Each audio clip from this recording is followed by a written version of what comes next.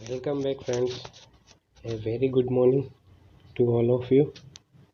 तो चलिए आज हम केमिकल बॉन्डिंग का लेक्चर नंबर दूसरा करने वाले हैं, जिसके अंदर हमारा जो आज का जो मेन टॉपिक रहेगा वो टाइप्स ऑफ बॉन्ड रहेगा। टाइप्स ऑफ बॉन्ड के अंदर भी अपन सिर्फ कुछ आज जो है वो करूँगा, मैं सिर्फ आयोनिक बॉन्ड लिया है मैंने।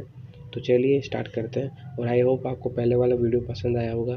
पहले वाला वीडियो बहुत ईजी है और वो क्या था, मैंने उसका एक रिवीजन वीडियो भी अपलोड कर दूँगा मैं, उसको आप देख लेना। इसको रिवीजन वीडियो मैंने वाइट बोर्ड पे बिल्कुल रिवीजन करवा के डाला है, तो एक बार आप उसे चेकआउट कर लीजिए। तो अपना जो मेन टॉपिक रहेगा वो है आयोनिक बॉन्ड का। तो सबसे पहले डेफिनेशन पढ़ते हैं क्या होती है आयोनिक बॉन्ड। तो आयोनिक बॉन्ड की डेफिनेशन कुछ ऐसे हैं कि the bond form by complete transfer of one or more electron from one atom to another atoms leading to formation of ions which are link by electrostatic force of attraction is called ionic bond. तो इसको basically अपन कुछ इस तरीके से समझें। देखिए रुकिए, जैसे मैं एक खाली स्लाइड लेता हूँ, एक खाली स्लाइड निकालता हूँ मैं, जैसे खाली स्लाइड है मैं इसमें समझाता हूँ आपको ये कहना क्या चाहता है, इसका मतलब क्या होता है। जैसे अगर अपन आयोनिक बॉन्ड की बात करें तो बेसिकली 5-6 चीज़ें होती है, वो समझ लीजिए अपन, फिर अपन डेफिनेशन। तो पहली जो चीज़ होगी वो हो आयोनिक बॉन्ड में क्या होगा। आयोनिक बॉन्ड जो है वो एक मेटल होना चाहिए प्लस एक नॉन मेटल होना चाहिए बनने के लिए। ये कंडीशन से मान लीजिए, कंडीशन ठीक है, नॉन मेटल होना चाहिए। दूसरा जो ये है वो इस तरह से होगा कि अगर कोई मेटल है, अपन मान लो कोई मेटल है, अपने पास कोई मेटल है, ठीक है, मेटल है, वो इलेक्ट्रॉन्स कब करेगा, अपना एक इलेक्ट्रॉन क्या करेगा, बाहर निकालेगा, लूज़ करेगा। लूज़ करेगा तभी तो इस पर क्या है, प्लस आएगा, ठीक है, प्लस आएगा। प्लस आने का मतलब क्या कहेंगे इसको, कैटायन बन गया, मतलब आयंस की फॉर्मेशन हो गई। तो वही होता है, डेफिनेशन में पढ़ा अपने, आयंस बनते हैं। तो एक ही हो गया यहाँ पे, क्या हो गया, आयंस की फॉर्मेशन हो गई। क्या हो गई यहाँ पे, आयंस की फॉर्मेशन हो गई, ठीक है। क्या बोल रहा है, आयंस की क्या हो गई, फॉर्मेशन हो गई यहाँ पे। तो चलिए दूसरे के ऊपर चलते हैं फिर से। आयंस की क्या हो गई, फॉर्मेशन हो गई, ठीक है। आयंस की क्या हो गई, फॉर्मेशन हो गई, ठीक है। तीसरी जो चीज़ आती है वो ये है इसके अंदर, जब अपन कोई नॉन मेटल लेते हैं, मान लो नॉन मेटल लिया अपन ने, कोई भी नॉन मेटल लिया, वो एक इलेक्ट्रॉन अपना अपने इलेक्ट्रॉन क्या करेगा, लेने की क्षमता है उसके अंदर, एक इलेक्ट्रॉन लेगा। एक इलेक्ट्रॉन लेने से उस पर क्या है, नेगेटिव चार्ज आ जाएगा। तो एक बात बताओ, जब उसने एक इलेक्ट्रॉन निकाला अपने को, तो अपने को वहाँ क्या है, एनर्जी क्या है, देनी पड़ी अपने को। मतलब अगर अपने को बिजनेस करना है तो अपने को पैसे लगाना पड़ेगा, मतलब उसको अपने को क्या है, एक अब वहाँ से अपने को क्या है, एक इलेक्ट्रॉन अपने को देना था उसको, तो कुछ प्रॉफिट करना है, मतलब एक उसके साथ साझेदारी कर रहे हैं, तो अपने को पहले स्टार्टिंग कुछ एफर्ट लगाने पड़ेंगे। तो वो एफर्ट किस रूप में लगाया अपन ने, जो वहाँ एफर्ट्स लगाया अपन ने वो एक एनर्जी की फॉर्म में लगाया। उसे क्या कहा गया है, उसको आयनाइजेशन क्या कहा गया है, क्या कहा जाता है, आयनाइजेशन एंथैल्पी के नाम पे जाना जाता है, ठीक है। वहीं अगर एक है जहाँ अपने यहाँ अपने को कुछ करना ही नहीं पड़ रहा है, यहाँ अपने को कुछ करना ही नहीं पड़ रहा है, तो यहाँ क्यों अपन एफर्ट्स लगाएं, नहीं लगाने पड़ेंगे अपने को। यहाँ तो चल रहा है अपना काम, लगाने की ज़रूरत है क्या, यहाँ एफर्ट्स नहीं लगाने की ज़रूरत है ना। तो चलिए, यहाँ कोई ज़रूरत नहीं है एफर्ट लगाने की, तो आगे चलते हैं। तो यहाँ पे जो एनर्जी अपने लगाई वो है इलेक्ट्रॉन गेन एंथैल्पी, और यहाँ नेगेटिव आएगी, ध्यान रखना, हमेशा नेगेटिव होती है, और आयनाइजेशन एंथैल्पी ऑलवेज पॉजिटिव होती है, ठीक है।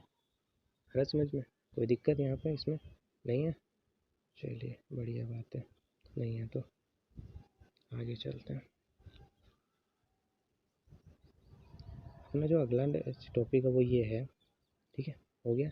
अब जैसे एग्जांपल मान लीजिए अपने यहाँ मेटल था, इसने तो करके प्लस आ गया, नॉन मेटल था अपना, ठीक है, नॉन मेटल है, तो ये दोनों इस पे नेगेटिव होता है, ये दोनों मिलके एन प्लस एन एम बनाएंगे, ठीक है। इस पे नेगेटिव इस पे पॉजिटिव, तो इनके बीच में फोर्स ऑफ अट्रैक्शन से, फोर्स ऑफ अट्रैक्शन क्यों हुआ, ड्यू टू द इस एनाइन और क्या, इस कैटाइन और एनाइन की वजह से, एनाइन और कैटाइन की वजह से, जिससे से ये क्या है, बॉन्ड फॉर्मेशन करेंगे। तो ये तो ये क्या है, तीन चीज़ें मेनली, तो कंडीशन अपन ने पढ़ ली।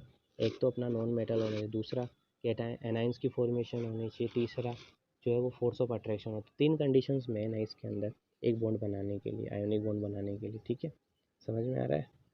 वही चीज़ें अपन इसमें देख लेते हैं, जैसे फॉर्मेशन, अब यहाँ लिखा हुआ है फॉर्मेशन सोडियम क्लोराइड, मैंने बता ही दिया किससे बनेगा, ठीक है। अब वो फिर मैंने जो चीज़ें बताई थी उनको डेफिनेशंस कुछ इस तरीके से देख लीजिए।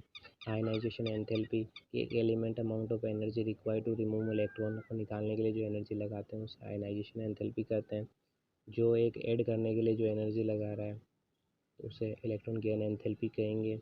वहीं लेटिस एनर्जी जब बन जाएंगे तो ये चीज़ समझ में आ रही है आपको क्या हो रहा है यहाँ पे? चलो मैं एक बार और इजीली आपको समझा देता हूँ, इसलिए तीनों चीज़ें हो जाएगी। जैसे अपन सोडियम का एग्जांपल ले रहे थे, Na को यहाँ अपना एक इलेक्ट्रॉन्स निकालना है, ठीक है। एक इलेक्ट्रॉन निकालने के लिए क्या करेगा, ये Na अपना एक इलेक्ट्रॉन निकालेगा प्लस चार्ज लेके, माफ़ कीजिए यहाँ प्लस नहीं आएगा, ठीक है। ये एक इलेक्ट्रॉन्स अपना बाहर निकाल दिया, ठीक है। इसको मैं हटा देता हूँ, प्लस नहीं आया, ठीक है। सोडियम था अपने पास, ठीक है। है समझ में कि ये इलेक्ट्रॉन्स निकाल दिया। यहाँ जो अपने लूज़ किया इलेक्ट्रॉन्स ने अपना, तो यहाँ पर ने एनर्जी जो दी वो तो थी आयनाइजेशंस। कौन सी एनर्जी थी? Ionization enthalpy. मान लीजिए क्लोरीन था, इसने एक इलेक्ट्रॉन्स अपने को लेना है भाई, सबको माइनस करना है। यहाँ जो एनर्जी दी थी वो इलेक्ट्रॉन गेन एंथैल्पी कौन सी थी? EGN। ये नेगेटिव है, ध्यान रखना, ये ऑलवेज पॉजिटिव होती है, ठीक है। भाई समझ में, ठीक है। ये तो था सिंपल ही रूल। यहाँ से करने के बाद क्या होता है, जैसे Na और Cl मिले की फॉर्मेशन क्या कर दी इन दोनों ने, दो मिलके क्या चीज़ बनाई यहाँ से जो चीज़ बनाई उन्होंने क्या बनाई, कैटाइंस फॉर्मेशन कर दिए Na प्लस और Cl। Na प्लस Cl मिलके NaCl बना दिए। तो ये NaCl में जहाँ पे जो एनर्जी अपन ने एक मोल अमाउंट एनर्जी जो आयोनिक कंपाउंड बनाने के लिए जो एनर्जी आती है उसे वो किस रूप में आती है? लेटिस की एनर्जी। बाद में जाके क्या है, ये Na और ये Cl मिलके बाद में एक लेटिस फॉर्मेशन करते हैं, एक लेटिस की फॉर्मेशन करते हैं, सॉलिड लेटिस की। और जो एनर्जी आती है उसे लेटिस एनर्जी कहते हैं। आ समझ में? आई थिंक पॉइंट क्लियर है, ठीक है। तो ये आ गया समझ में, आई थिंक आ गया होगा। तो चलिए अब कुछ फैक्टर्स है उनको अपन पढ़ लेते हैं एक बार इजीली। जैसे फैक्टर्स अफेयरिंग लेटिंग एनर्जी को तो याद रखना, चार्ज अगर चार्ज करना है तो लेटिस एनर्जी है वो चार्ज की इन्वर्सली प्रोपोर्शनल होती है, जिसमें चार्ज ज़्यादा होगा उसमें लेटिस एनर्जी कम होगी, ठीक है। साइज ऑफ एनाइंस में भी इन्वर्सली प्रोपोर्शनल होती है लेटिस एनर्जी के साइज ऑफ आइंस, जिस आइंस के साथ। तो यहाँ एक चीज़ बताना, size of ions inversely proportional, लेकिन यहाँ एक एक्सेप्शन आएगा, वो आगे देखना आप। यहाँ एक्सेप्शंस आएंगे, बहुत बढ़िया एक्सेप्शंस है। अगर अगर इसकी जगह क्या हो, एक्सेप्शंस है, देखिए एक्सेप्शंस को मैं बता देता हूँ आपको कौन कौन से एक्सेप्शन है। एक मिनट आपको बता देता हूँ एक्सेप्शंस क्या है।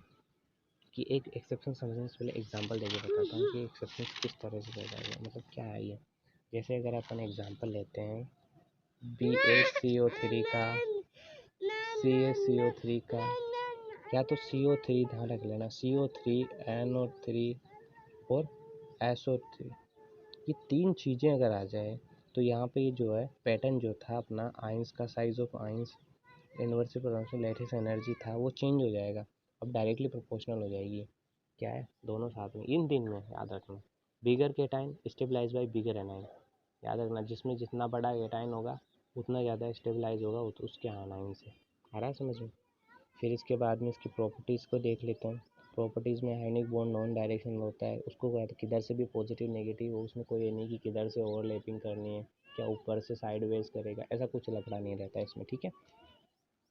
वो ये कि कोऑर्डिनेशन नंबर है, मेल्टिंग और बॉइलिंग पॉइंट जो होता है वो हाई होगा इनका due to the force of attraction के कारण है। और एक सबसे इम्पोर्टेंट चीज़ वो है इसमें कि इलेक्ट्रिसिटी कंडक्टिविटी, जब ये मोल्टन स्टेट के अंदर होगा तो इलेक्ट्रिसिटी कंडक्ट करेगा, लेकिन जब ये किस में होगा, सॉलिड स्टेट में, तो इलेक्ट्रिसिटी कंडक्ट नहीं करेगा। तो NaCl जो का एग्जाम्पल लिया था आपने, वो सॉलिड स्टेट के अंदर था, तो ये उस टाइम पे इलेक्ट्रिसिटी कंडक्ट नहीं करेगा, ठीक है। आ गया समझ में? तो आई होप आपको अच्छा लगा होगा लेक्चर। आज के लिए बहुत काफ़ी है, आई थिंक काफ़ी लेंथी हो गया वीडियो। मुझे हालांकि फर्स्ट सेकेंड ही वीडियो है मेरा, ये इतना एक्सपीरियंस नहीं है, फिर भी मैंने मेरा पूरा एफर्ट लगाया आपको समझाने के लिए। और भी इसको आगे जो अपन नेक्स्ट करेंगे वीडियो में, सबसे इम्पोर्टेंट टॉपिक है, उसका नाम है फजांस का रूल। उसमें आपको बहुत ही अच्छे तरीके से मैं एक एक बारीकी से चीज़ को समझाऊँगा, बहुत ईजीली समझाऊँगा। तो ठीक है गाइस, मिलते हैं अगले वीडियो में, जब तक के लिए टाटा बाय बाय।